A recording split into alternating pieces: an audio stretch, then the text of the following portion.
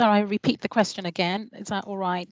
So it says, do you think there are non-activist members in the Southwest are agitated enough to take industrial action, or do they see us as the fifth emergency service and there to support them when they need it in the workplace? And who would like to go first with that? I'll go first, Lucy. Thank you. Whilst it's disappointing perhaps to say, I think we kind of have to realise that the majority of our members see us as their insurance policy. So like the fifth emergency service, we're there when things go wrong. But I'm hoping that actually, while with us doing these type of engagement elements, with elements being on the news, with lots of traffic going on the RCN main websites at the moment, that they will actually see that we are a member-led organisation, and that actually if they want to influence, or if they want us to do something, or if they want us to call a ballot, then the way to do that is to actually be involved. I mean, it majorly doesn't require an awful lot. We've all got branches and people, that doesn't always appeal, but actually that is your quickest way to have an idea of what's going on, and all the details of how and who leads your branches, who the chairs are, etc., are all available on the Southwest website. And it's just literally a simple click onto that to get the info, get yourself involved. But then again, I'm going to go back to as I said, I'm going to be a broken record. Please make sure your My RCN is up to date, because that is the way that we will communicate with you. Yeah, very helpful. Thank you very much, Nettie, for that. And I can see, Jenny, you got your hand up. Do you want to come in now, please? Yeah, again, I think that's a really good question. And for me, reflecting on it and looking into it a little bit, I think that's the question about motivation and us sort of reflecting as a group of people that have been elected to lead, how motivated our membership and nurses are. And I think what I would say is my reflection, we all have our little areas that we work in. And so we get our, geographically and in our hospitals and our workplaces, we get a sense of what's going on, but we're much more linked into social media now. And so from Facebook pages that we all run our branch Facebook pages, and from our Twitter accounts, I do see a real groundswell of motivation, actually is the word I'm going to use. And that I think nurses have reached a critical point where they feel, I think we were there before the pandemic, but I think the pandemic has really motivated people to be able to be active and want to engage with this. So personally, I feel extremely hopeful moving forward that we're going to have the support of the community of nurses and the support of the RCN members moving forward. I guess that's my personal view and that's my personal hope. But I thought it was worth sharing. Well, other views welcome. Yeah, absolutely. And I like the bit that you're talking about other views being welcome, because Vicky's gone ahead and asked about how about the ones that are not engaged. So we're reaching out to those that are actively engaged. So it's about those that are not engaged at all, and how are we planning to reach out to them? I think that links up very nicely with Gavin's question. And again, very relevant. And Gavin's asking, how do you plan to change your commerce strategy to reach out to the membership? I would imagine that's still in line with the same thing. And I know we talked about the engagement within these meetings, and we're hoping to make sure that as these meetings are regular as opposed to a one-off, we now are going to be having this meeting every 2 weeks. That way we can actually send the message out there to people who are unknown. And I know one of the things that Jeff was sharing with us was about the Twitter account and how many people it has reached out there, people that actually didn't even know that this was happening in the Southwest, people that are outside of the Southwest region. So it's going up abroad, and hopefully that would make sure that the ones that have never been to those meetings, we're having new faces today that we didn't have in 2 weeks ago, and hopefully that will be a way of reaching out to those people. But I really welcome anyone to comment on how else can we expand this, because I know it's a question I hear a lot more when I'm talking to my colleagues as well about how to reach out to those people, the nursing staff that are out there that actually don't even know that this is happening. Jenny, please. Got your hand up, Jenny. Sorry, I keep unmuting myself. I know that's boring to say, isn't it? I just wanted to highlight that organisationally, as part of what we're doing, and actually, Geoffrey, you might want to step in because we both have updates from the communications team, is just that there is a new director of communications at the RCN, and the strategies are going on. But I think in the spirit of what we're doing as well, that's going to be no good unless we keep listening and we keep asking people, is this checking in? Is this how you want to be communicated with? But just say there is a different strategy, and it does involve reaching out very, very much to our representatives and to our members. And I'm sure that more will be released soon. I don't know if you've had more from council, Geoffrey. Yeah, I think that's absolutely key, Jenny, and council are working on that. One of the things that I would say is that everybody that's engaged on this meeting now, if they speak to 10 people, that's 500 people, members that we will have reached. And I think that's so important. You are all motivated, and Gavin, really, really good question, and thank you for that. You are all motivated to attend this meeting. Now motivate further your colleagues. One of the things I've found on Teams as a branch chair is that I would struggle to get 6 people at a meeting, but on Teams I get 25. And that's good. It reaches more people. And, you know, after you've done a hard day's work, going home and then getting dressed and going out and driving 25 miles to another venue is not easy. So, yes, I believe it's within all of our gift to reach people.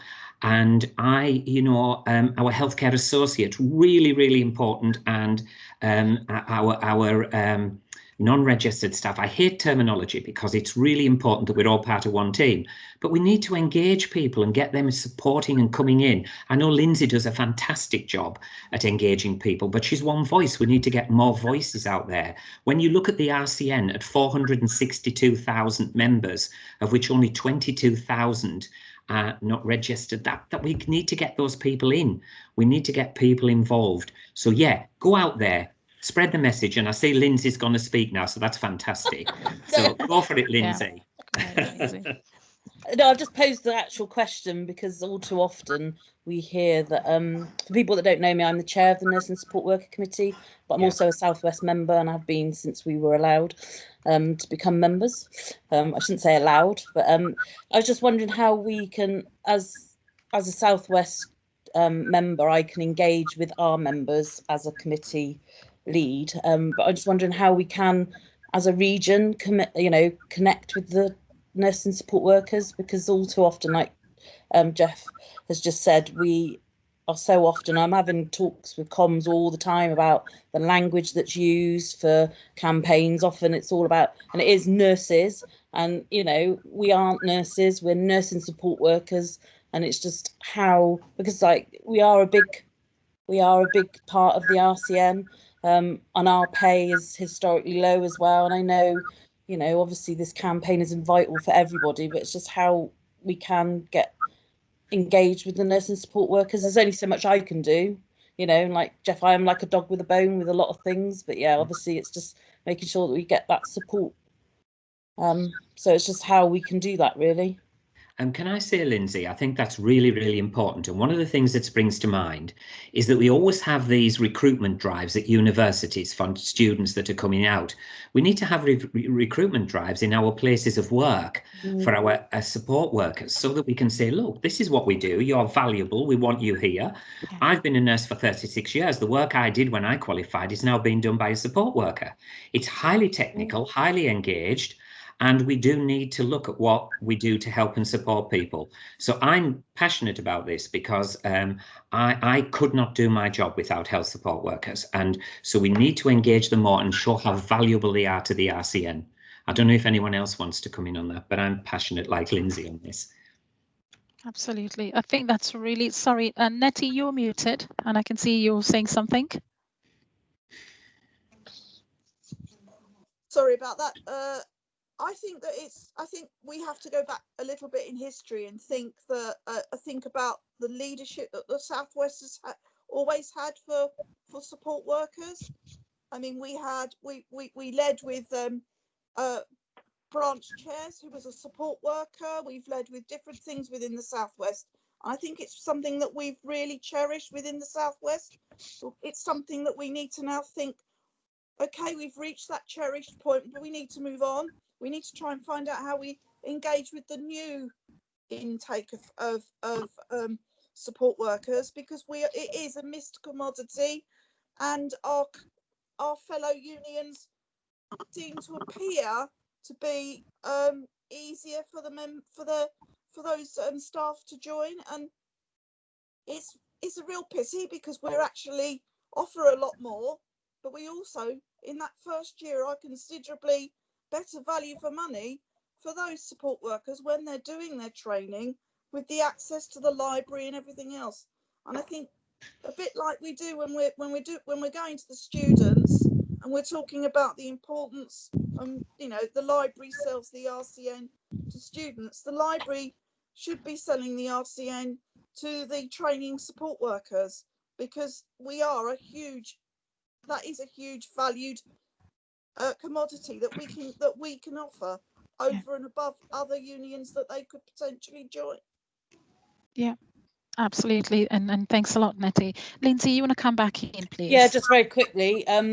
When you've had you know, when I've been engaged and I've done, you know, nurse and support workers in Northern Ireland, for example, and I judged it last year, both of them weren't members of the RCN and both of them didn't know they could join. So it's just even getting them in the door and then once you get them in the door, it's keeping them.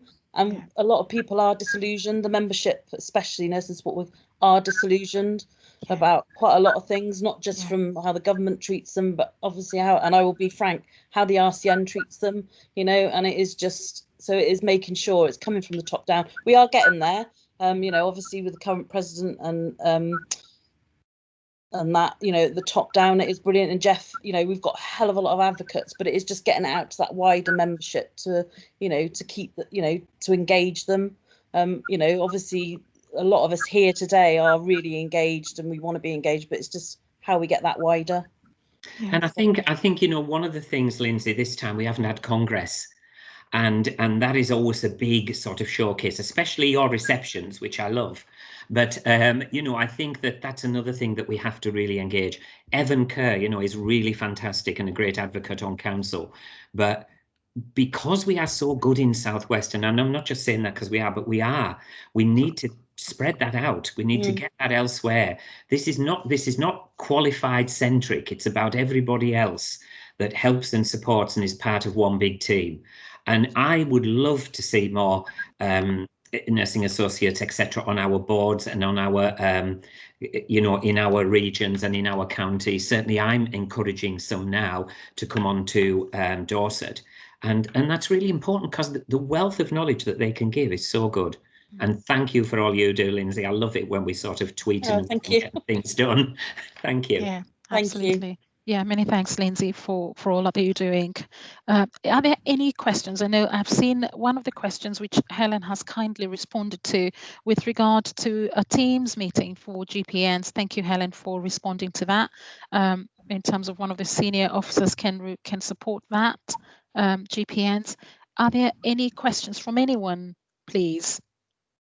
I think there's a question from Sarah. Again, I'm only saying now, I hope that's okay, Lucy, because it's linked to that. It's about practice nurses who are not employed under Agenda for Change terms and conditions.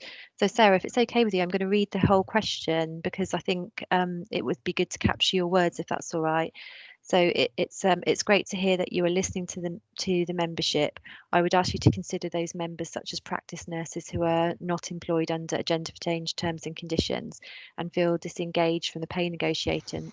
They feel forgotten by the RCN, are falling further back from years of poor pay, terms and conditions, and leaving the specialism for secondary care or leaving the profession. So if it's okay, Lucy, I would just, and please again, my colleagues chip in, but what we wanted to say is, so we are, in a way, we're, you know, there's a focus, isn't there, on the NHS pay and conditions that we're talking about now, but a big part of the trade union committee over the last few months was actually developing a pay policy. So the policy is inclusive of all nurses.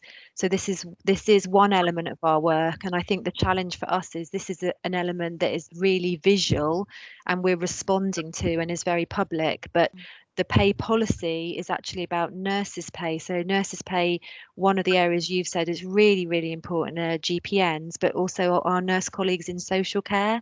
It's absolutely really important that we talk about them and we don't forget them. I think our pay policy is encompassing. We absolutely have got to focus on that. But it is slightly more challenging because, as you know, those employers are individual employers. That doesn't mean we're ignoring it. And I'm sure you're aware of the RCN GPN chair is called Ellen Nicholson. So I myself had a conversation with Ellen, or exchange on social media, and I put her in touch with our chair, who I know has been talking to her. Obviously it's a challenging area, and I think there's more that needs to be done, but I just wanted to assure people, and if in our pay briefings we were really clear, we wanted to have something in the bottom of the pay briefing saying we are also doing things about the independent sector. The focus right now, because we're having to be responsive, is about the NHS pay deal, but also we'd love to hear more and hear more from you, but we are engaging with the GPNs.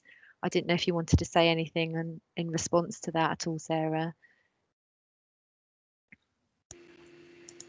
Thanks, Jenny, for that. I'm actually a committee member on the GPN forum, so I do understand that there is work going on in the background, but it's always such a sensitive subject that it's often not commented on, and the nurses aren't aware, and so I think they just feel that the RCN aren't doing anything for them. And I'd like to raise the profile, really, that there is work going on, and to enable the nurses to be able to voice that, to be able to come forward and actually voice what their concerns are, especially as recently I heard again from very senior nurses, the chief nursing officer, in fact, that they said that practice nurses didn't want agenda for change. They'd heard that practice nurses didn't want agenda for change, and that is so not true. I mean, historically there may have been some nurses who were on very good pay terms and conditions, but actually now they're very few and far between, and most practice nurses feel that they are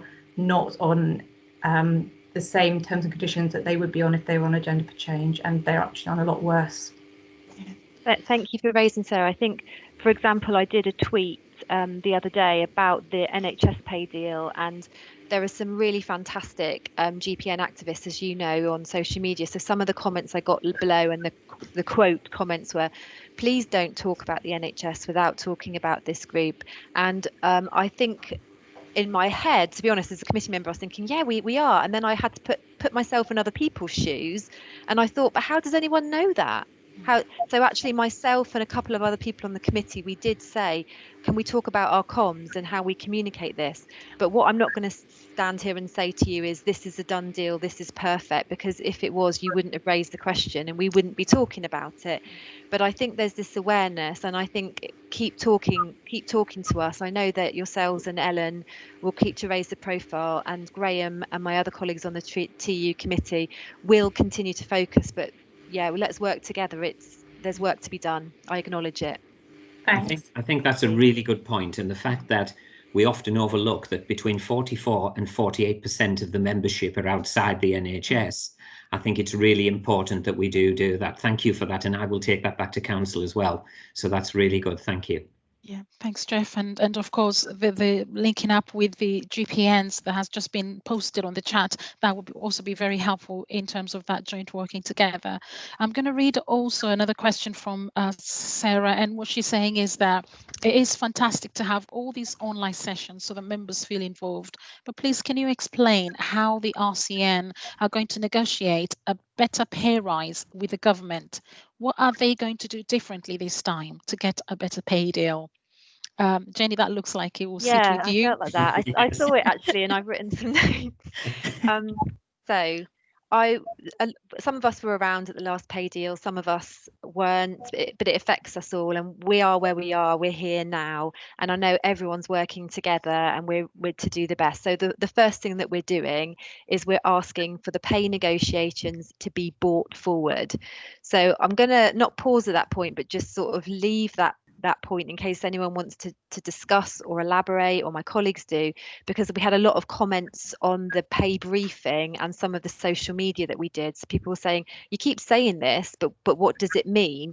And we don't want to go into too much technicality, but we're in the middle of a 3-year deal, and it's due to be discussed next year. So the first thing that we're going to do is we have done is we've asked for that to be brought forward with the other unions.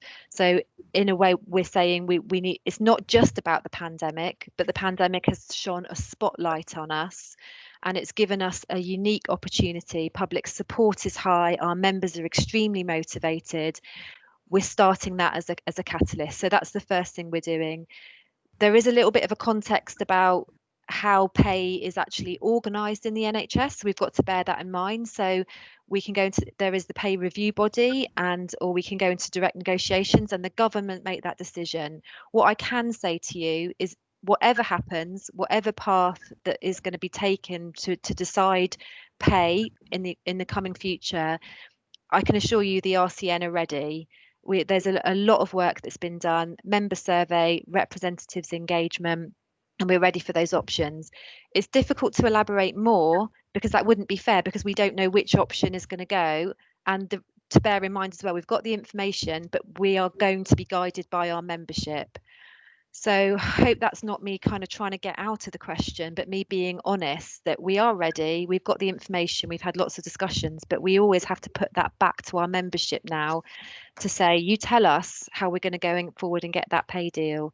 Geoffrey, from a council point of view, I'm just keen for you to join me on that one, if you're okay. Yeah, absolutely. I was just about to. I think one of the key things that sort of muddied the waters was the government announcing a 3.1% pay deal. For our members that weren't engaged, that looked like we were not getting any rise this year, when in fact we'd actually received the 1.7 of a 3-year deal. So as a council, we decided that we do not want another 3-year deal. We're living in very uncertain times with the pandemic and the economic effects. So the decision from that was that we wanted to go for a one-off pay deal for 1 year, for this year, and that pay deal would be substantial, and that we would expect it to be fully funded, not taken out of cost savings from other hospitals or healthcare areas, and that it would go to the membership for a decision. It would be a pay rise across the board, so it wouldn't be sectioned according to grade, etc. It would be across the board. So as a council, that was the premise we started with. This was then handed over to the Trade Union Council and Committee to look at how that could be negotiated. As you all know, there were marches on the 8th of August with regards to this, and it's really important that we do engage our members. I believe, this is me personally, so don't quote me too much, we have a one-off opportunity here. The public are behind us. We're in the middle of a pandemic or coming out of a pandemic. We have a one-off opportunity to have this public support to take it forward. And that's why we need to have our members fully engaged, so that when we go out to you, and we will go out to you on every step of the award, or what we've been offered or what we want to go for, that you come back to us straight away and tell us. It was clear from the last position we were in that members didn't feel engaged. This time we will engage them. And thank you, Jeni, for all you're doing on the TU. It's very difficult. Thank you very much, Jeff. Any comments from anyone else before I move on to the next question? Lindsay, you got your hand up. She maybe just dropped her hand down. Oh, is it from before? That's all right. Yeah, Lindsay. sorry. Okay. So I'm gonna. The topic's just gonna change slightly, but please remember that if you do have any questions, keep posting them, and you're doing really well in posting them there. But Vicky has asked another question that's just going to put a twist to discussions on pay, and this is the elephant in the room. Just reading out about what's happening with the president's elections, and I'm going to let Jeff talk about that just briefly, but also to remind people before I do that about the fact that all information around what's happening with regards to the process has been posted on the website, and just to remind us all that you're able to have sight of that information, and to keep you to make you aware that that information is being kept updated, so that you're aware about what's happening at every step. But I'm going to allow Jeff, as our council member, to elaborate on that further, please. Thank you. First of all, I'd like to say thank you, Vicky, for raising this. It is the elephant in the room, and it is a very difficult position we find ourselves in at the moment. The information is being posted constantly, and it's been a bit like COVID-19. It changes all the time. So you really do need to look as the new information comes out. We are in a very difficult position at the moment with the presidential elections. You will have seen on Twitter today, and we are seeing an awful lot of social media furore about the issues around this. As a council member, we would have a council meeting probably every 2 to 3 months. Today, I'm having my third in 3 days. So that should tell you how this is being viewed. It's a very difficult position because we have to bear not only on policy and procedure, but on the legalities and the legal situation we find ourselves in with regards to information given to us by our lawyers. If you read everything that you can see, you are actually seeing perhaps one-sided view. I'm not saying it's right and I'm not saying it's wrong, but unfortunately, or fortunately as council, we must follow the guidance that we are given. Any subject to legal action, undoubtedly the money comes out of membership subscription and the RCN. So as a council member, we have to be sure that we are doing the right thing for the right people. I can tell you I am passionate about fairness as other members of the council, and there is a lot going on at the moment with regards to this position we find ourselves in. I'm afraid, and I'm sorry to say this, I cannot give much more information than that because I'm bound by confidentiality. What I will say to you is, I believe in openness and honesty at all times, and I make sure that as a council member, every piece of information is given out that can be given out at a time it is suitable to do so. It is not that we're hiding anything. It is not that we are not wanting to tell you. It's that we have to go by the law and we have to go by policy and procedure. That is why they're set up. Now, if the policy and procedure is wrong, then we do need to change that policy and procedure, and we may need to have scrutiny of what we are doing in terms of independent scrutiny. But at this moment in time, I'm afraid, members, and I did tweet yesterday, I did see that there was a lot of people worried about this, to say, you know, come along today, we'll say what we can. I know I can't say a lot, but what I am saying is that I am engaged all the way down the line. You know, the council are having a very difficult time trying to work with our members and the people who have put their faith in us, as well as taking legal advice and advice over policy and procedure. What we will always do is support people and help and support anyone who feels there has been wrongdoing. However, it is easy, and I'm not criticising, but I feel I have to say it, to post something that you feel should be done. But actually, when you dig deeper and go through the policy, the procedure and the legalities, it isn't what we can do at that moment in time. I'm always willing to get information, and the information and the questions that you're putting through. I know, Vicky, you speak from a very good position of authority. You were the council member before me, so you fully understand sometimes how our hands are tied in terms of giving information, as Jenny quite rightly said, with the peer award and what the figure was. But what I will say to you is I don't steer clear of any difficult questions. I will try to answer them, and if I can't, I will come back to you, or we will as a team for Southwest come back to you. But as I say, that's probably the most I can say at the moment. But what I can do, and I go back to what Lucy said, we will be posting the information constantly as it comes in and is allowed to be reviewed. We could be subject to legal action, and that is why we have to be careful.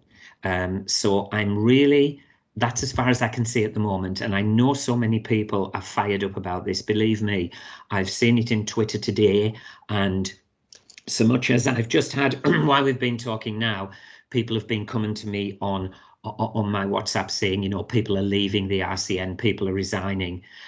I'm really sorry to hear that, but you have to be in it to win it. You know, your voice can only be heard from within the organisation and speaking to us. And we will do the very best we can. Nettie, Lucy, myself, Jenny, we work very much as a team. We are here to listen to you we meet all the time. I mean, I spoke to Jeni yesterday, I spoke to Lucy 3 times yesterday, and it is important. Nobody is hiding anything, but sometimes we have to go by legal issues, and unfortunately that's the law. So that's all I wish to say at the moment. But of course, if anybody wants to come back to me, I'll try and answer anything I can, but there's very little I can say. Thank you. That's really helpful. Thank you very much, Jeff. And it clearly demonstrates our working together and the need to meet with our members so that if they have any questions that they're unclear about, that we have that concerted effort of being able to respond where we can. And of course, where we cannot, we're happy to get back to them. I wanted to find out whether, because I can't see any questions on the chat, whether, Tony, you've received any of them emailed to you? Please, could I come back? It's Vicky here. Hi, Vicky. Hi, Jeff. Thank you for that really good explanation. And I can quite understand, like you say, the position that you're in at the moment. Can I just ask how we're reaching out to members and supporting them who are being so badly bullied on Facebook and Twitter, on the social media? That was the second part of my question. I've got concerns for people who aren't in with the keyboard warriors who are supporting the candidates. I'm concerned for their health and well-being under our Respect Charter, and can we have some reassurance that they are being well supported, please? Vicky, that's a really good point. And I know you and I discussed this the other day because you were very concerned. What we are trying to do is trying to take out the person, but actually put in the position. And, you know, for example, returning officer, it's not about the person. People are very upset and people are taking things very personally, and our regional representatives for the areas where people are particularly involved are trying to help and support. My own personal opinion, there are legalities, but I will never let a legality stop me from ringing someone up and saying, are you all right?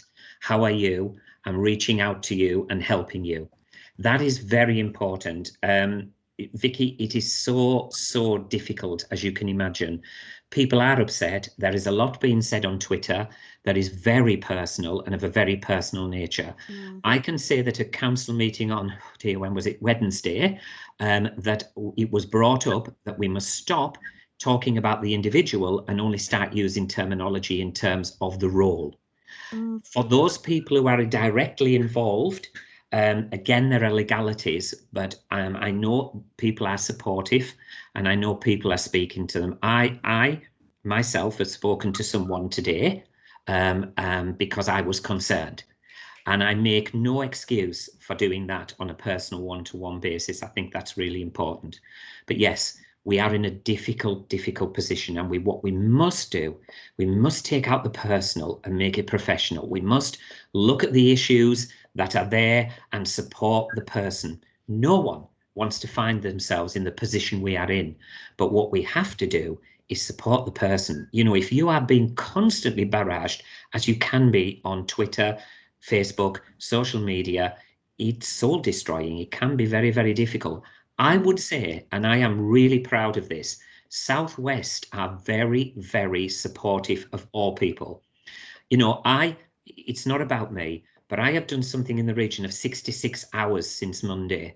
And Leonore, everybody have come on and just said, are you all right? Can't ask me a question, but ask me if I'm all right. Now, I don't feel it's about me because I think about the other people as well. But do you know what? It really matters. It really matters, that word. And so I am doing the same for the people, Vicky, who are struggling around this. And please be assured, I will be bringing that up again at the next council meeting as soon as we finish this. It's a difficult position, but thank you all. Thank you, Jeff. Yeah, thank you. I think, Leonore, you had your hand up before. Do you still want to come in? No, you don't want to come in. And I did ask Tony whether there was any questions that had been emailed to. Okay, he's shaking his head. I just wanted to now find out whether I've missed out on your questions. Some of you have posted questions on the chat. If I've missed out your questions because of the many questions that are coming through, please feel free to raise your hand or just let me know, and then just so that you don't walk away with questions that you should have asked or we should have responded to. Lucy, it's Tracy. Sorry that I can't get my hand up for some reason. Yeah, that's all right, Just Tracy. quite early on in the chat, there was one that asked whether the option to strike would be on the table, and I think that's a really important question for our members to answer, because Absolutely. there's a lot of misinformation about this out there, so it'd be good to answer. Absolutely. Thank you so much, Tracy. Jenny, did you want to comment on the strike option? I think we were reflecting for days on different elements of this, and I think where we are at the moment, and again, I'm genuinely not trying to avoid a question, but where we are at the moment is we are listening to our members to see how much they want to go to talk to the other unions, to try and get a deal with the other unions that we could collectively go and ask the government for. So that's the stage we're at. I don't want to, industrial action, which is strike and other things, is always the last port of call for any union. And because but it's not that the RCN obviously have the ability to do that. And what we can see is that very, very recently in Northern Ireland, that industrial action was successful. But where we are is right at the beginning of the process. And my own personal perspective is that may be a bridge we cross, but right now we have to start where we are, and we have to listen to members, what they think they deserve, what they want us to do, how they want us to do it, what makes them feel valued.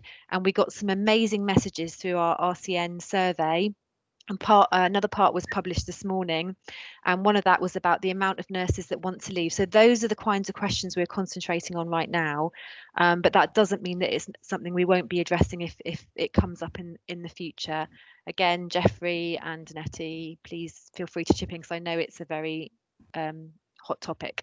Yeah, perhaps if I come before Nettie, because unfortunately, colleagues, I've got to leave you to go to the next council meeting. But what I would say to you is this: it's almost twofold for me. We go out to look at what we want to negotiate for pay. We then put those options to the members. If the members reject those options, then we would look at what action needs to be taken after that.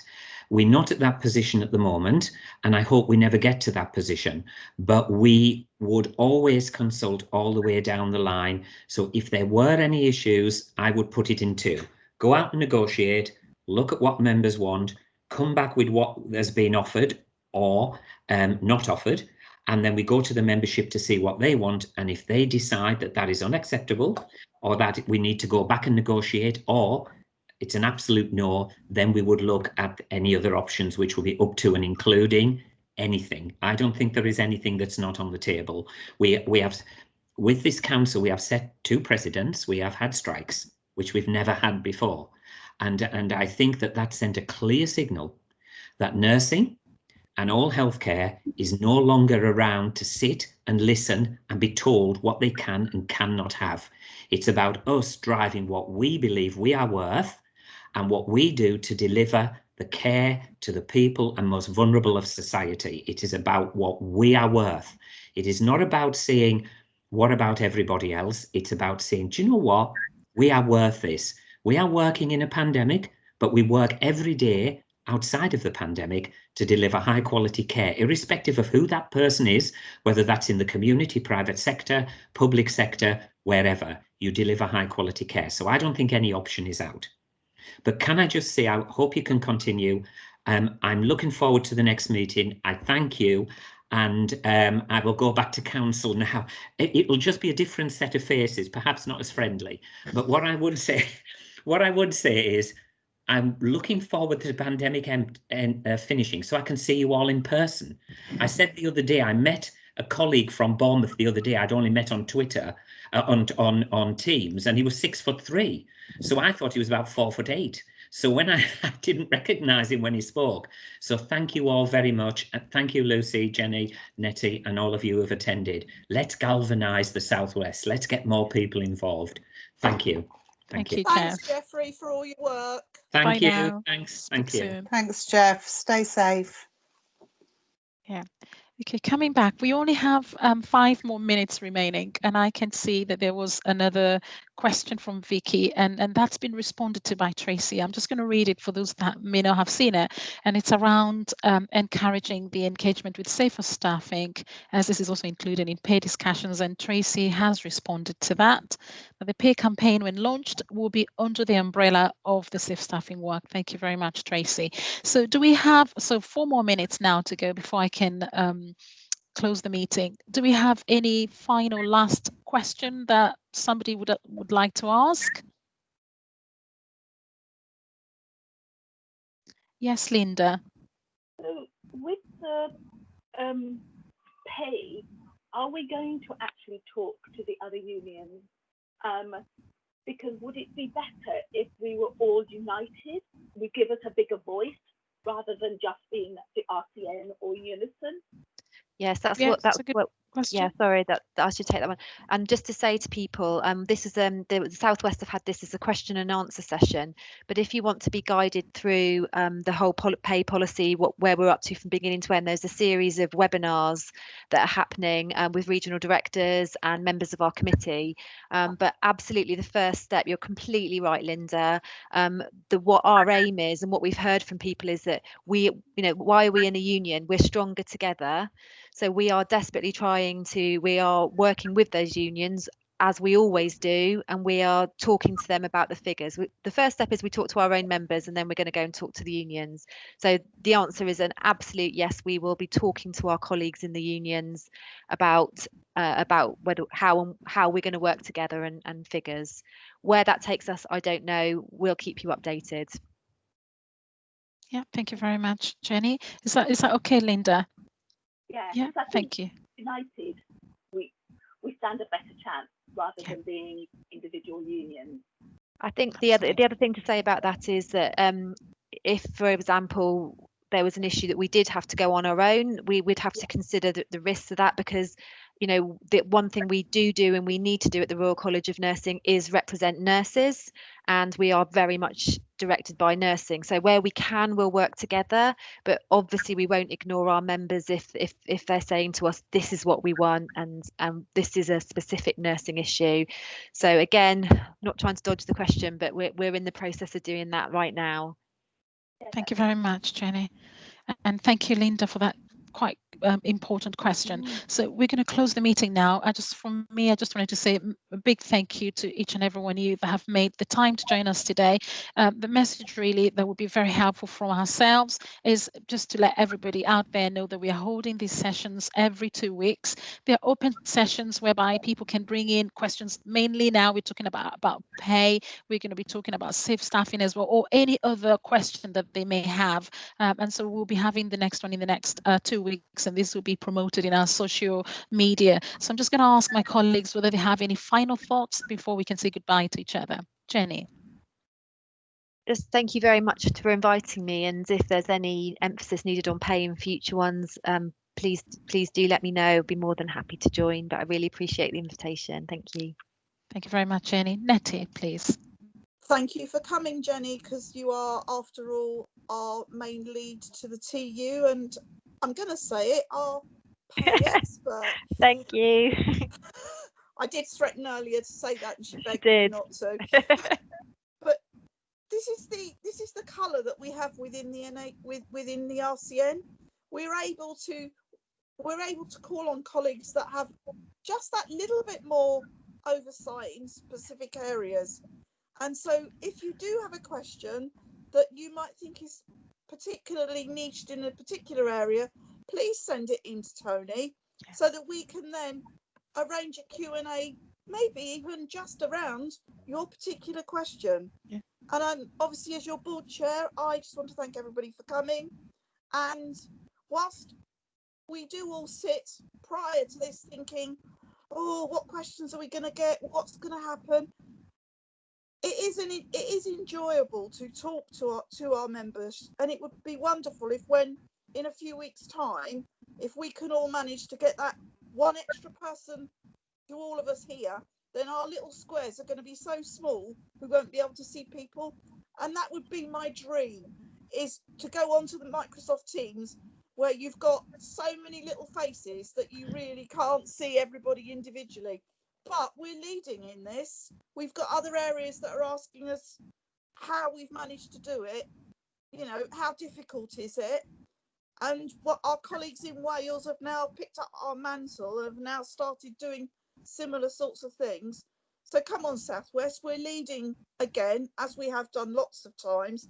And I just think this is a really good opportunity and a good way for you, the members, to talk to us, the senior people within the South West.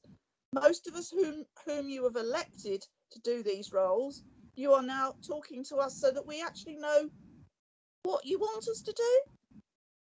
Thank you all for coming. And Lucy, thanks once again for facilitating the meeting. And Tony, thank you for your technical skills. As always, thank you so much, Nettie, and thank you everyone for coming. Have a lovely weekend ahead and see you soon at some point. Thank you very much. Everyone. Bye now. Bye.